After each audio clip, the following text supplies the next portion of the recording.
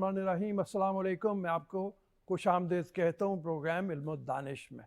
हमारे साथ मौजूद हैं सैयद सरफराज शाह साहब। हमारी गाइडेंस करते हैं, हमें समझाते हैं, बताते हैं, ज़िंदगी के रहनुमा असूल भी बताते हैं। और इसी हवाले से हम इनसे गुफ्तगू करेंगे, हम इनसे जानने की कोशिश करेंगे हमारे आज के टॉपिक के हवाले से। और जो ये है कि अल्लाह ताला से सब कुछ हासिल करने का आसान तरीका क्या हो सकता है। इंसान की बड़ी ख्वाहिश होती है कि अल्लाह ताला उसको कुछ दे, या इंसान को इन ख्वाहिशात से मुबर्रा होकर कुछ अल्लाह से लौ लगाने की तरफ देखना चाहिए। और उसमें यह भी जो जानने की कोशिश करनी चाहिए कि अल्लाह है क्या, अल्लाह है कौन, अल्लाह ने क्यों इसको इस दुनिया में भेजा है। इसी सवाल के साथ मैं शाह साहब की खिदमत में सलाम पेश करते हुए अस्सलाम वालेकुम जनाब। वालेकुम तो अस्सलाम। एक तो ये है कि इंसान की बड़ी ख्वाहिश होती है कि सब कुछ हासिल कर ले अल्लाह से। और उसमें यहाँ तक आता है कि वासिफ़ अली वासिफ़ साहब मरहूम का एक कौल था कि हम ऐसे लोग हैं जो दुनिया फ़िरौन की और आकबत मूसा की चाहते हैं, लेकिन उसके बावजूद ये सवाल ज़रूर सामने रखते हैं कि अल्लाह से मैं सब कुछ हासिल करना चाहता हूँ, क्या दुआ करूँ, किसी से दुआ करवाऊँ, क्या करूँ।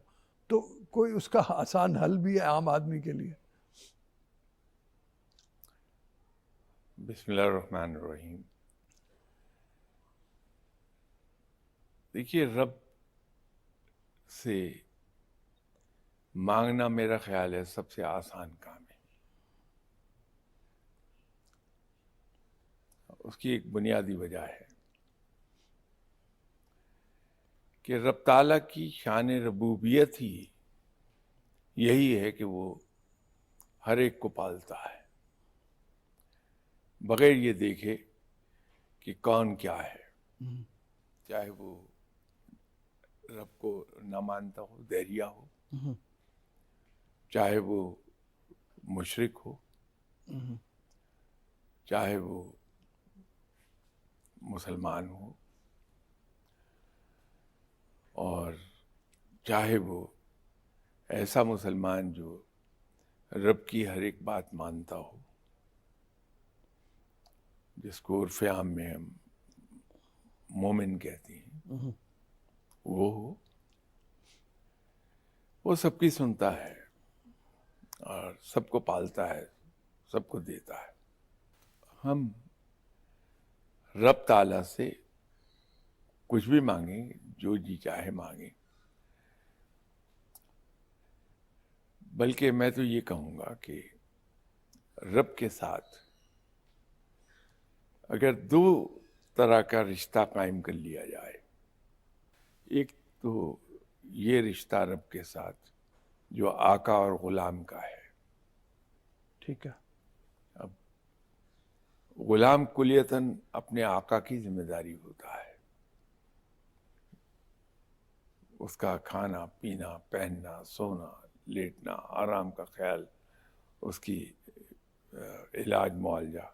तो जब हम रब के साथ रिश्ता आका और ग़ुलाम का कायम करते हैं, तो फिर हम अपना आप उसके हवाले कर देते हैं, अपनी तमाम ज़रूरियात उसी की झोली में डालते हैं और ख़ुद बेफिक्र हो जाते हैं और सिर्फ अल्लाह के अहकामात की तामील करने पे तवज्जो देते हैं। तो ये रिश्ता है, ठीक है, आका और ग़ुलाम का। ठीक है। अगर हम रब से मान के साथ मांगे कि रब पर एक मान है कि मेरा रब अजीम तरीन है, सबसे बड़ा है, मेरे रब के ख़जाने बेपाया हैं, रब की सखावत भी बेपाया है, मैं जो उससे मांगूंगा वो देगा, ठीक है, और उसके अलावा देने वाला कोई है नहीं। ठीक है। जब इंसान के दिल में ये मान आ जाए रब के बारे में कि सिर्फ वही तो है जो सबको देता है, सिर्फ वही तो है जो सबको पालता है, मुझे भी देगा, ठीक है। तो उस मान के साथ जब इंसान रब ताला से कुछ मांगता है तो वो दुआ आमतौर पर कभी रद्द नहीं होती, ठीक है, तावक्ते के इंसान के मफाद के खिलाफ ना हो। ठीक है। क्योंकि ہماری عقل بڑی محدود ہے، ہوں، ہم اپنی ناک سے آگے نہیں دیکھ سکتے. یہ صرف رب ہے جو ازل سے ابد تک کے معاملات کو جانتا ہے، ٹھیک ہے. اور یہ صرف رب ہے جس کو یہ معلوم ہے کیا چیز ہمارے لیے اچھی اور کیا بری. ہوں، تو ہم اپنی کم عقلی میں بعض اوقات ایسی خواہشات بھی کر بیٹھتے ہیں جو ہمارے فائدے میں نہیں ہوتی. ہوں، تو وہ خواہش پوری نہیں ہوگی. اس کی وجہ یہ ہے کہ رب تعالیٰ کئی ماؤں سے کو ملا کے بھی ان سے زیادہ وہ مہربان ہے. ہوں، تو وہ یہ نہیں چاہتا کہ میرے بندے کو کوئی نقصان ہو جائے. ٹھیک ہے. ادروائز کوئی خواہش رد نہیں ہوتی، کوئی جو دعا ہے وہ رد نہیں ہوتی. جو ہم مانگتے ہیں وہ ملتا ہے. ہوں، شرط یہ ہے کہ ان دونوں میں سے کسی ایک رشتے سے مانگا جائے. ہوں، یا تو اس کے ساتھ آقا اور غلام کے رشتے کہ ٹوٹلی ہم اسی کے ہو کے رہ جائیں، ہوں، اس کے ہو جائیں اور جو اس سے مانگے ملے گا. دوسرا ہے کہ اس سے مان سے مانگا جائے، ہوں، اللہ دیتا ہے. ٹھیک ہے. تو یہ تو ہے اس سوال کا جواب کہ رب سے لینے کا طریقہ کیا ہے. ہوں، اب اس سے بھی زیادہ اہم چیز ایک اور ہے. ہوں، اس کی مثال بالکل ایسی ہے کہ آپ آفس میں جاب کر رہے ہیں. اگر آپ کی پرفارمنس یہ ہے کہ آپ کا دل اندر سے مطمئن ہو کہ میں نے اپنی ڈیوٹی 100% ڈسچارج کی اور آپ آفس ڈسپلن کی پابندی کریں، تو آپ کے آفیسر آپ سے خوش ہوں گے. ہوں، تنخواہ تو پھر بھی مل رہی ہے آپ کی. جی. اگر ہم صرف اور صرف ایک چیز پر نظر رکھ لیں ہوں، کہ میں رب کو راضی کر لوں، ہوں، میرا رب مجھ سے راضی ہو جائے، تو بھی آپ کو سب کچھ مل ہی جانا ہے. اگر رب راضی ہوا ہوں، تو ہماری خواہشات خود وہ پوری کرنے لگتا ہے. ہوں، تو اگر توجہ دی جائے اس پر، اور آپ دیکھیے کہ آپ صلی اللہ علیہ وسلم نے اپنی تمام عمر کوئی ایک ایسا موقع نہیں آیا جس پر کسی دنیاوی چیز کی دعا کی ہو. جی.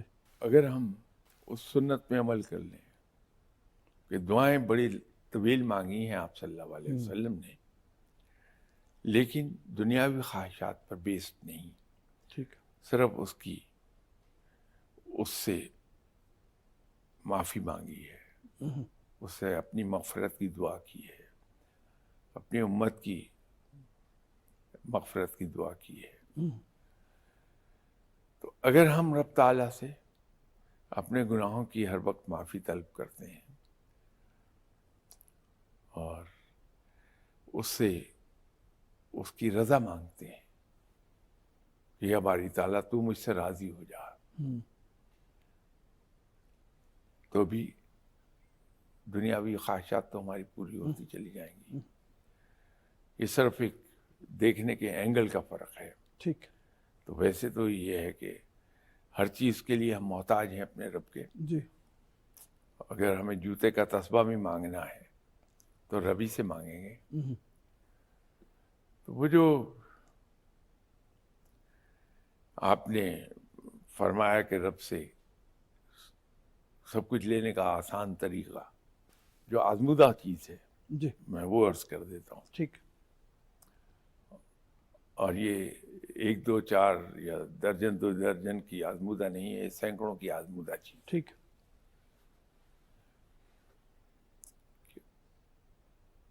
اپنی ضرورت روک کے خلق خدا پہ خرچ کرتے رہیے. ٹھیک ہے. تو انسان کی ضروریات کبھی نہیں رکتی. رب تعالیٰ کئی گنا بڑھا کے ہاتھ واپس کرتا چلا جاتا. عام طور پہ ایک چیز جس کے لیے ہم سرگرداں رہتے ہیں اور وہ چیز ملتی نہیں ہمیں، وہ یہ ہے کہ ہم اندر سے خوش نہیں ہوتے. ٹھیک ہے.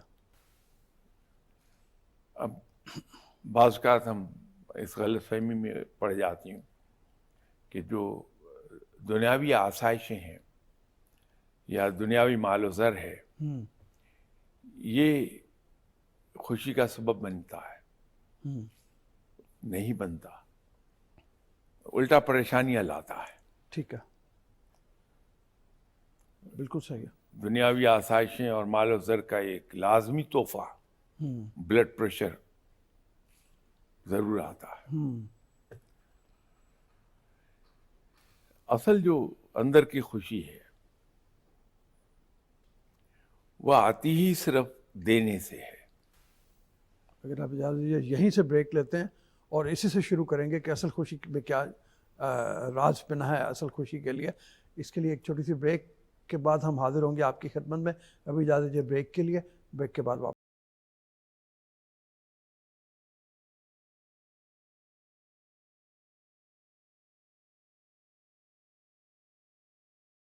جی بریک کے بعد شاہ صاحب آپ نے جیسے فرمایا اصل خوشی ہے ہی دینے میں، اور آپ تو ہمیشہ یہ فرماتے ہیں کہ اگر وسعت بھی تمہیں ملے، کاروبار بھی تمہارا پھیلے، بلکہ کم بھی ہو، تو اس میں بہتر کرنے کے لیے ضروری ہے کہ رب تعالیٰ کو اپنے کاروبار میں، پارٹنر اپنے بنا کام لیا میں جائے، شریک بنا لو۔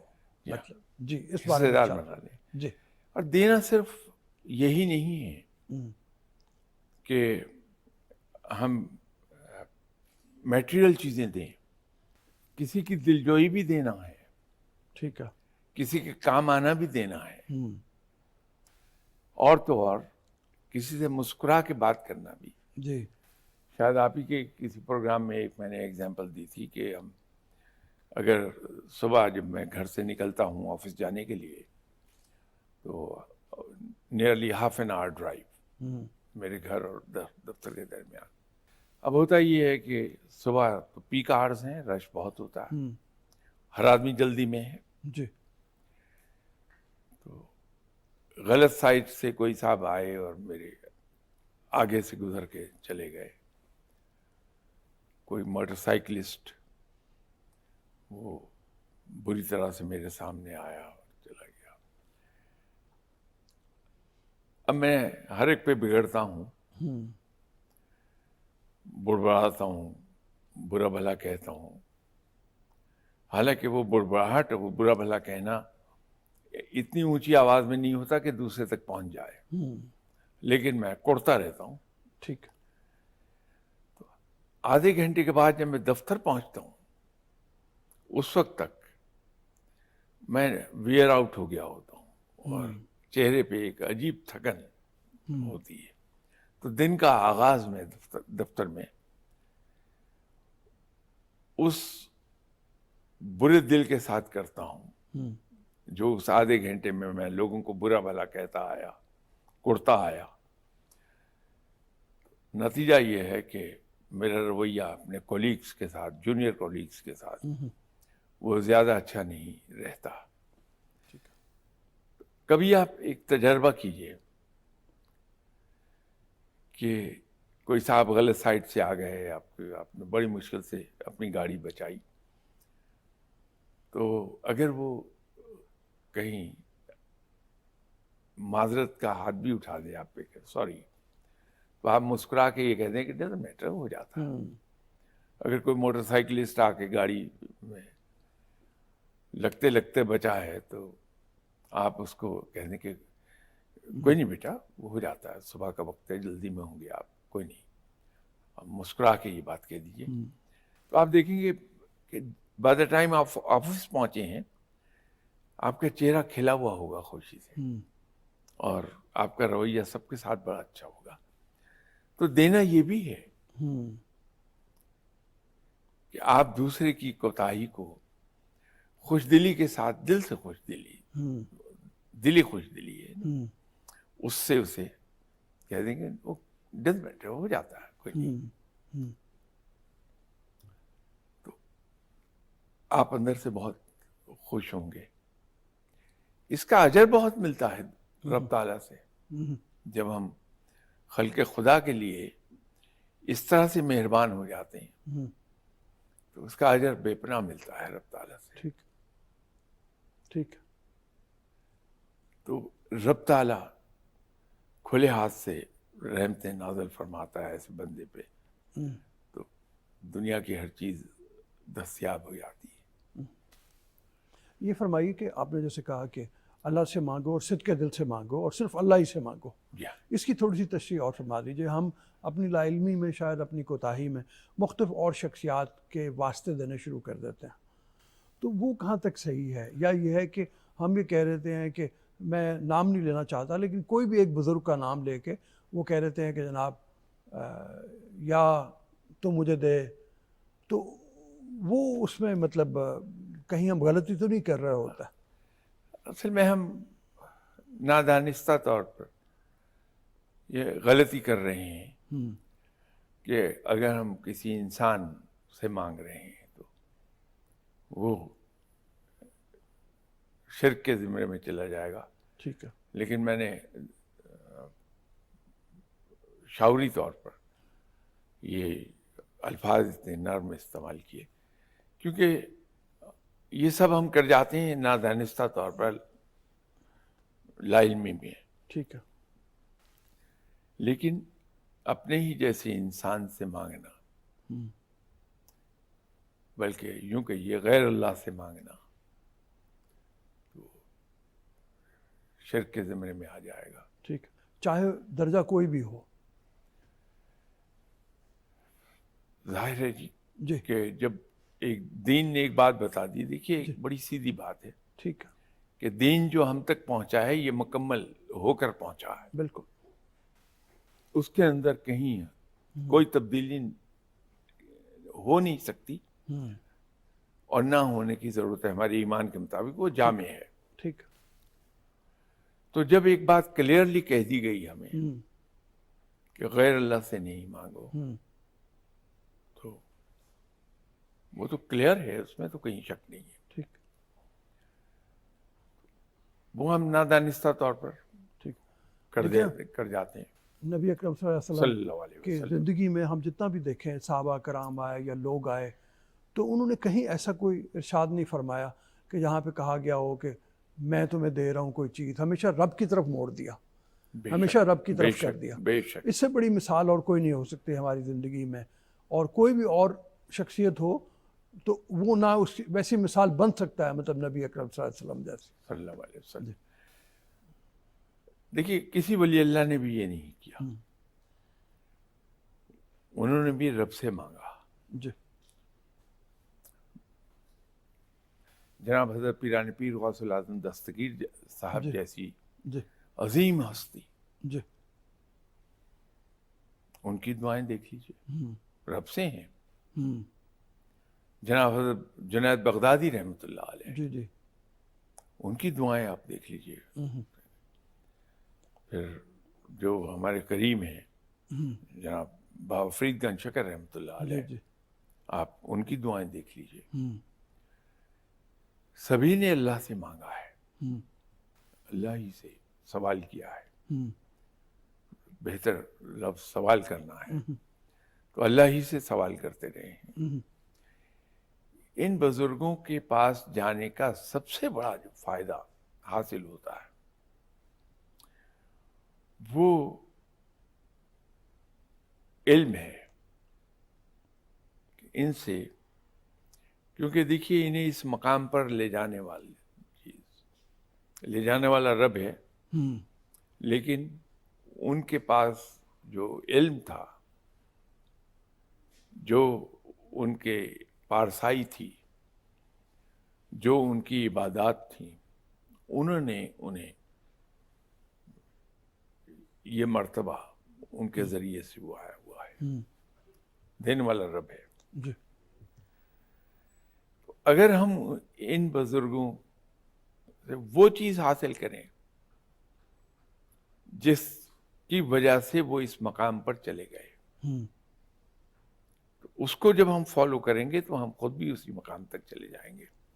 چلیے اس مقام تک نہیں جائیں گے، اس سے نیچے رہ جائیں گے، لیکن قریب جتنا بھی پہنچ سکیں بھائی۔ جی، جی، تقوی اور پارسائی کے جی، اس لیول سے اٹھ کے یہاں تک ہی پہنچ جائیں گے۔ ٹھیک ہے، تو ان بزرگوں سے تو وہ چیزیں حاصل کرنی چاہیے جو ہمیں تقوی کے اور پارسائی کے ایک مقام پر لے جائیں، اور وہ ہے جو ان کے پاس علم تھا، ٹھیک ہے، وہ حاصل کر لیں۔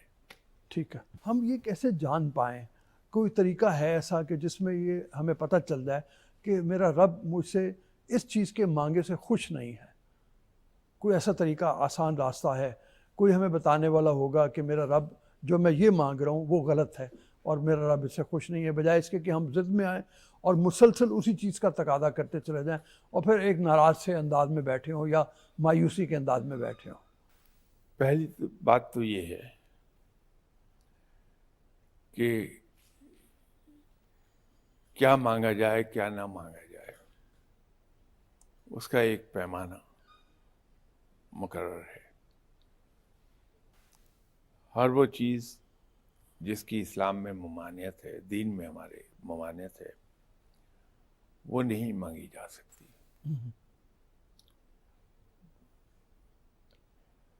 ایک تو سیدھی سیدھی بات یہ ہے۔ پھر آپ صلی اللہ علیہ وسلم کی، صلی اللہ علیہ وآلہ وسلم کا فرمان ہے ایک کہ خلاف فطرت مانگی ہوئی دعائیں قبول نہیں ہوتی۔ مراد یہ ہے کہ جو خلاف فطرت چیزیں ہیں، جب ہم اس کی حصول کی دعا کرتے ہیں تو وہ قبول نہیں ہوتی ہیں۔ پھر یہ تو وہ ہے جو نہیں مانگنی چاہیے ہمیں، بالکل جائز چیزیں ہیں۔ میں نے جیسے پہلے عرض کیا کہ ہماری عقل تو محدود ہے، ہم نہیں جان سکتے، لیکن رب تعالیٰ مہربانی فرماتا ہے۔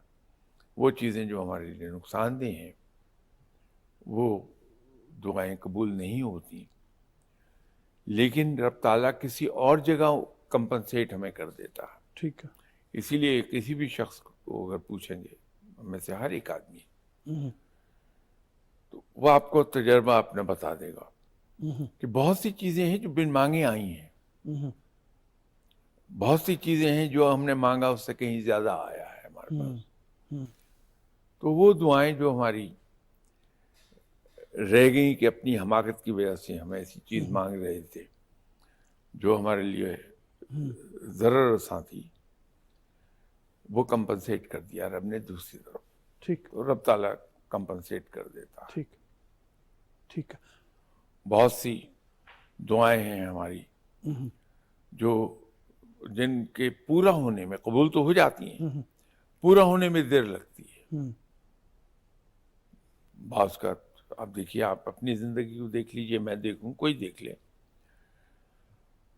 دعا مانگتے رہے، مایوس ہو گئے، دعا کو بھول گئے، چھوڑ دیا، کئی سال کے بعد اچانک وہ دعا پوری ہو گئی۔ تو دعا کے قبول ہونے میں اور دعا کے پوری ہونے میں تھوڑا ٹیکنیکلی فرق ہے، بلکہ یوں کہہ لیجئے کہ دعا کے سنے جانے میں، دعا کے قبول ہونے میں اور دعا کے پورے ہونے میں ٹیکنیکلی فرق ہے۔ ٹھیک ہے، ٹھیک ہے۔ تو دعائیں قبول ہو جاتی ہیں لیکن پوری ہوتی ہیں جا کے ایک اپنے وقت پر۔ ٹھیک ہے۔ تو ہماری بہت سی ایسی دعائیں ہیں جو کافی دیر کے بعد پوری ہوئی۔ یہ سب کہنے کا مقصد یہ ہے کہ رب سے مایوس نہیں ہونا چاہیے، ٹھیک ہے، اس لیے وہ کسی کو مایوس نہیں کرتا۔ بالکل صحیح ہے۔ رب بڑی شان والا ہے، اپنے بندے کو کبھی مایوس نہیں کرتا۔ وہ یہ ضرور ہے بعض کا کسی مسئلے سے دعا پوری نہیں ہوتی یا دیر میں پوری ہوتی ہے، مایوس نہیں ہونا چاہیے۔ ٹھیک، ہمارے پروگرام کا وقت یہاں ختم ہو رہا ہے۔ جو آپ نے سبق دیا آخری میں ہر میں اسی پیغام کے ساتھ کہ دعا کا وقت ہے پورا ہونے کا، پوری ضرور ہوگی، رب سے مایوس نہیں ہونا چاہیے، اسی امید کے ساتھ کہ آپ امید کے ساتھ رہیں گے، اپنی امید قائم رکھیں گے اور اپنی دعا کی قبولیت کا انتظار کریں گے، اگر اس کے قبول ہونے میں کچھ دیر ہے۔ ابھی اجازت دیجیے،